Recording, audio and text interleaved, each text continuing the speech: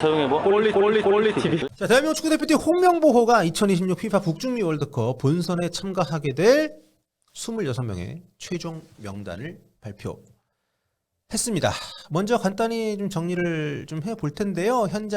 발표 현장에 다녀온 김희준 기자와 함께 얘기를 나눠보도록 하겠습니다. 먼저 골키퍼 3명, 조현우, 김승규, 송범근. 요거는 뭐 다들 예측을 뭐 하셨던 발표였던 것 같고요. 그 다음에 수비 쪽 센터백에 우선 5명의 선수가 발탁이 됐습니다. 김민재, 이한범, 조유민, 김태현, 이기혁.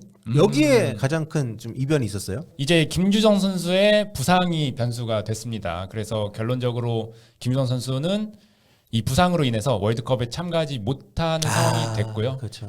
안타까워요, 진짜. 예, 그 대신에 어떤 선수를 뽑을 거냐가 마지막까지 고민이 있었는데 여기서 이기혁 선수가 뽑혔습니다. 이기혁 선수 같은 경우에는 소속팀에서 센터백으로 뛰고 있지만 원래 이제 프로에 올 때까지도 미드필더, 공격형 미드필더도 보고 높은 위치에서 뛰었던 선수고요. 최근에도 보면 강원에서 수비형 미드필더로도 기용이 된 적이 있습니다. 그만큼 다양하게 멀티 자원으로 쓸 수 있고 최근에 폼도 워낙 좋고 다양한 어떤 기대를 받고 있는 선수여서 사실 이기혁 K리그 팬들 중에서는 특히나 이기혁 선수 발탁에 대해서 이의 제기를 하시는 분들은 거의 없지 않을까 이런 생각이 들고요. 이기혁 선수 얘기는 뒤에 더 하도록 하겠습니다. 다음 풀백에 설령우, 김문한, 이태석, 카스트로프 이렇게 4명의 선수가 포함이 됐는데요. 여기는 보면 이제 그 이명재 선수가 빠지면서 카스트로프 선수가 포함이 된 것이 좀 눈에 띄는 부분입니다. 카스트로프가 뽑힐 거라는 예상은 다들 했지만 수비 쪽에 이렇게 이름을 올린 것은 확실히 또 이명재 선수가 빠졌기 때문에 풀백, 윙백 요원으로 분류를 했다. 이렇게 봐도 되는 부분이겠죠? 그렇죠. 이명재 선수가 아무래도 대전에서 부상 등으로 인해서 최근 폼이 좋지 않았기 때문에 결국에 월드컵에서 낙마를 했고요. 네. 카스트로프 선수 같은 경우에는 물론 최근에 그 퇴장을 당해서 결국에 나머지 3경기를 못 뛰긴 했지만 그렇죠. 그래도 카스트로프 선수가 보루시아 메넨글라드바흐에서 이렇게 뛰던 모습이 특히 레프트 윙백으로 잘 뛰었기 때문에 최종적으로 홍명보 감독도 우선 윙백으로 고려를 하고 카스트로프 선수를 기용한 것 같습니다. 네. 근데 좀 카스트로프 같은 경우에는 개인적으로 가진 게 많은 선수인데 대표팀에서 그렇게 적극적으로 활용을 안 했잖아요. 그렇죠. 게다가 풀백으로는 아예 기용을 못 해봤습니다. 예, 그때 사실 3월 A매치 때 해봤으면 좋았을 텐데 결과적으로 옌스 카스트로프 선수가 부상 등으로 인해서 좀 몸 상태가 안 좋았어요. 그래서 결과적으로는 아쉽게 뭐 이번 평가전을 통해서 옌스 카스트로프가 얼마나 우리 대표팀 윙백에서 활용할 수 있을지를 한번 지켜봐야 되겠죠. 네, 굉장히 모험적인 선발이라고 봐요. 그래서 뭐 이기혁 선수도 레프트백을 볼 수는 있습니다. 뭐 왼발잡이이기도 하고 워낙 다양한 역할을 소화할 수 있는 선수이기 때문에 현재 상태에서는 이태석, 옌스 카스트로프를 레프트 사이드백으로 이제 분류한 걸로 저희가 이제 봤고요. 그 다음에 중앙 미드필드 쪽으로 가면 황인범, 김진규, 백승호, 박진섭 이렇게 4명의 선수인데 이 자리가 그러니까 한 시대를 풍미했었던 뭐 기성용 이후 뭐 정우영 선수도 있었고 그 뒤에 또 원두재 선수라든지 또 박용호 선수가 부상으로 또 이탈을 하게 되면서 굉장히 좀 고민들을 많이 했던 위치인데 일단 전형적인 수비형 미드필더라고 분류할 수 있는 선수는 이 4명 중에서는 박진섭. 네, 물론 삼선을 볼 수 있는 선수들입니다 다. 그렇죠. 네. 그리고 아까 말씀드렸던 뭐 이기혁 선수도 이 자리를 볼 수 있기도 하고요. 그렇긴 한데 좀 불안해 보이는 건 사실입니다. 그 홍명보 감독도 좀 고민을 많이 했다고 답을 했죠. 이 미드필더 포지션에. 예, 미드필더 포지션 고민이 많았다고 답을 했는데 사실 지금까지 3월 A매치까지의 그것을 보면은 적어도 중앙 미드필더로 한 그래도 5명은 뽑았던 모습이거든요. 네. 근데 이번에는 사실 박진섭 선수도 여기서는 센터백으로 처음에 분류가 됐고 홍명보 감독은 결국에 황인범, 김진규, 백승호를 중앙 미드필더 3명으로 두고 박진섭이나 이기혁 같은 이제 센터백과 수비형 미드필더를 모두 볼 수 있는 선수들까지 해서 이렇게 스쿼드를 구성한 것 같습니다. 그러니까 홍명보 감독이 대표팀에 와가지고 라볼 피아나 선수를 그렇게 뭐 쓰진 않았었거든요. 예, 그죠. 그런데 요 두 선수는 그걸 소화할 수 있는 선수입니다. 그러니까 우리가 포백이든 쓰리백이든 센터백 또 미드필드 두루 역할을 할 수 있는 선수들이기는 해서 아무튼 다양한 구상을 하고 있는 것이 아닌가 싶고 그 다음에 이제 이선 자원이라고 할 수 있는 공격형 미드필더 또 윙어 쪽에 이강인, 이재성, 황희찬, 양현준, 엄지성, 배준호, 이동경 이렇게 많은 선수들이 포함이 됐습니다. 물론 여기에서 뭐 양현준이라든가 뭐 엄지성이라든가 뭐 이런 선수들은 이제 사이드 윙백도 볼 수 있는 네. 선수들이고요. 여기서는 이동경 선수가 최근에 또 발탁이 잘 안 됐었기 때문에 3월달에 발탁이 안 됐었기 때문에 깜짝 재발탁?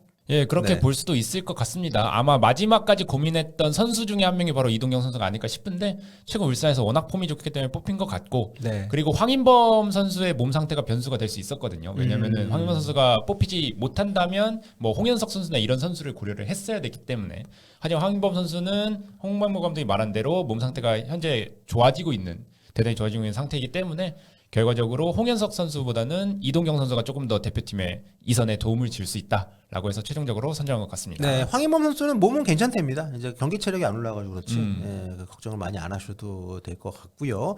그 다음에 이제 스트라이커 쪽으로 넘어가 보면 손흥민, 조규성, 오현규 이렇게 세 명의 선수가 이제 발탁이 됐습니다. 여기는 뭐 다들 예상하셨던 대로. 예, 네, 스트라이커 자리는 뭐 거의 변함이 없었죠. 네. 그러니까 미드필더 쪽에 중앙 미드필더 쪽에 이탈자가 많은데다가 황인범의 부상, 또 이재성 선수도 부상 때문에 경기를 많이 못 뛰고 있었기 때문에 걱정하시는 분들이 많긴 했지만 스트라이커는 우리가 이제 원톱을 주로 쓰는 상황이라고 봤을 때 뭐 충분히 이 세 명 예상 다들 하셨을 것 같고요. 그리고 이제 손흥민 선수가 윙어 역할도 당연히 할 수 있는 선수이기 때문에 뭐 저는 이 정도면 우리가 이선하고 최전방 공격수 위치에 대한 걱정은 뭐 별로 들지 않는다. 뽑힐 만한 선수들은 다 뽑혔다. 다만 여기서 이제 뽑히지 않은 선수들 얘기를 좀 잠깐 하고 넘어가 보면 아까 말씀드렸던 이제 김주성 선수는 부상으로 이탈을 하면서 어떻게 보면 이기혁 선수가 같은 왼발잡이로서 일단 포함이 됐고 양민혁 선수 뭐 최근에 발탁이 좀 안 됐었기 때문에 예측은 하셨겠지만 제외가 됐고 많은 분들이 이제 얘기하시는 게 이승우 선수 미발탁입니다.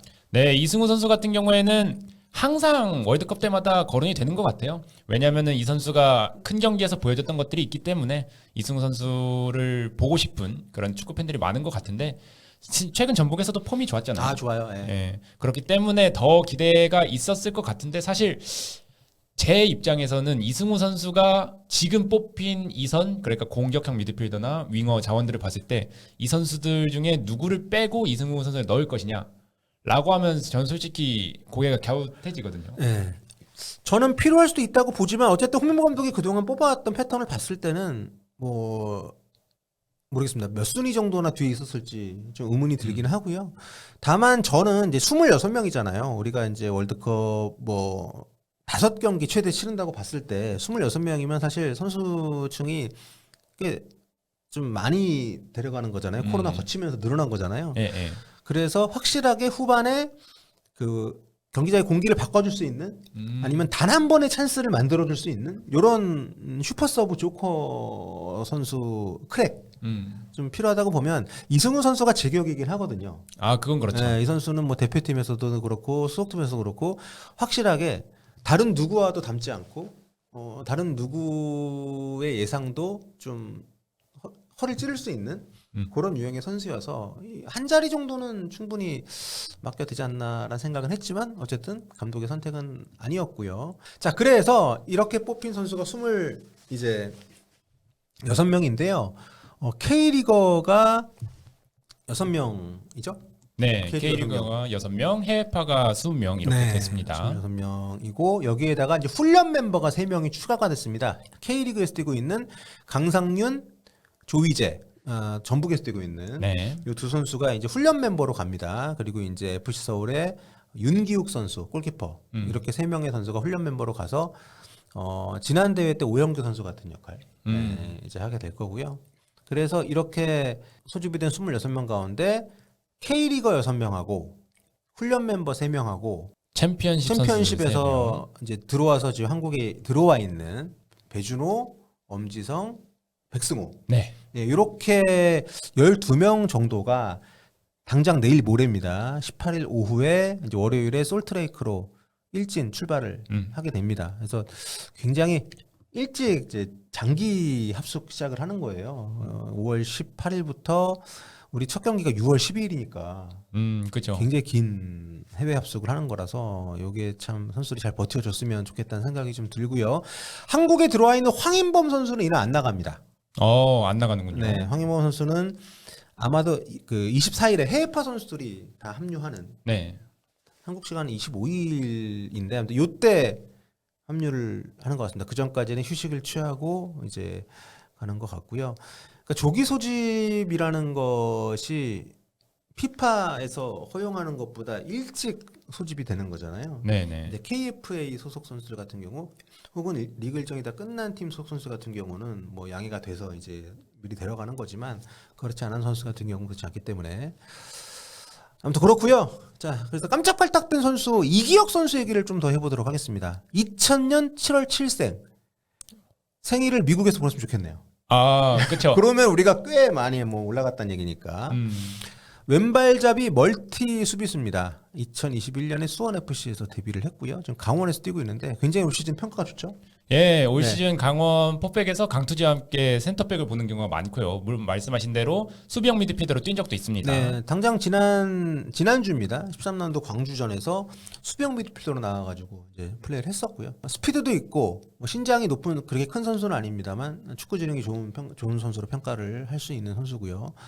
울산 유스입니다. 현대고 나와서 영남대를 거쳐서 이제 프로에 입문을 한 선수인데 수원 FC에 있을 때만 해도 이제 그 중앙 미드필더였는데 네. 남기일 감독이 제주로 데려갈 때 이제 윤빛가람 선수하고 마트레이드를 해서 데리고 갔어요. 데려가면서 이제 멀티플레이로 활용하기 시작했고 지금 인천에 있는 윤정환 감독이 강원에 데리고 오면서 센터백으로 정착을 시켰고 그 당시 수석 코치였고 지금은 이제 강원 감독인 정경호 감독이 이 선수의 이제 축구력을 높게 사서 이제 후방 빌드업도 많이 맡기고 강투지하고 약간 상반된 느낌의 네. 조합으로 팀을 잘 이끌고 있고요. 이제 3백 쓸 때는 이제 신민아 선수하고 이제 3명이 그렇죠. 서고 이렇게 수비형 미드필더 역할도 맡기도 하고요.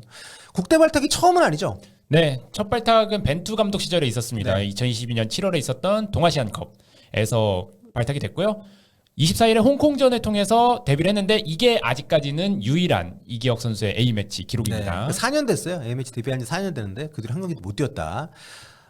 홍명보 감독 체제에서는 이제 2024년 11월 달에 소집이 됐었는데 경기는 뛰지 않았고요. 네, 이때 워낙 강원이 또 윤정환 감독 체제에서 잘할 때라 강원 선수들이 여럿 이렇게 갔었는데 그중에 이기혁 선수 있었지만 경기에 출전하지 못했고요. 그래서 이번 북중미 월드컵 승선이 선수에게는 더욱더 뜻깊은 그런 발탁이 아닐까 싶습니다. 네, 뭐 많은 분들에게는 깜짝 발탁이지만 K리그 팬들 사이에서 얘기가 나왔고 홍명보 감독이 이제 이 강원 경기를 보러 갈 때마다 이기영 얘기가 항상 나왔기 때문에 자 그리고 아까 잠깐 언급하고 넘어갔지만 이동경 선수도 이제 오랜만에 발탁인데요. 이제 97년생이고 이 선수도 이제 왼발 굉장히 잘 쓰는 선수고 지금 이제 김천 상무에서 지난 시즌에 맹활약하면서 K리그 MVP 네. 탔고요. 지금 울산에 와가지고도 잘하고 있는데 시즌 초반에 조금 부진했고 그래서 3월달 A매치 소집이 좀 안 됐습니다. K리그에서 보여주고 있는 위상에 비하면 A매치 16경기 3골이 많은 건가요? 적은 건가요? 사실 이동경 네. 선수의 현재 폼을 고려하면 살짝 아쉽다. 그렇게 볼 수 있겠고요. 다만 우리가 이제 고 이선 라인에 워낙 좋은 선수들이 많은 나라다 보니까 네. 그랬었는데 2021년에 A매치 골도 기록을 했었고 한동안 발탁이 잘 안 됐었죠. 부상도 있고 해가지고. 네, 벤투 감독 시절에 2022년 1월 마지막으로 소집이 됐었고 위르겐 클린스만 감독 시절에는 2023년 9월 잊혀진 그 이름. 예. 클린스만. 이때 한번 승선을 했었고요. 다만 이제 이동경 선수가 홍명보 감독이 부임한 뒤로는 비교적 꾸준한 승선을 했습니다. 네, 클린스만 감독 이번에 피파 기술위원회 또 들어갔더라고요. 그러니까요. 네. 신기합니다. 네, 이동경 선수는 그 독일 진출했다가 좀 고전을 했잖아요. 이제 그때 네. 대표팀 소집이 많이 안 됐었고 아무튼 이번에 소집이 되면서 다시 한번 주목을 받고 있습니다. 올 시즌 최근 폼이 굉장히 좋더라고요. 훌륭합니다. 네. 리그 13경기에서 5골 3도움인데요. 이거 뭐 공격 포인트는 당연히 최고고요.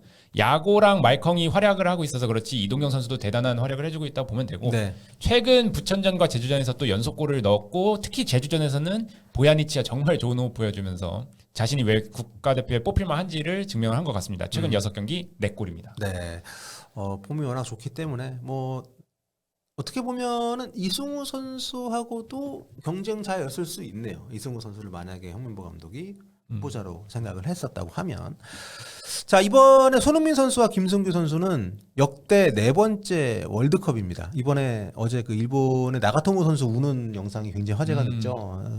5번째더라고요.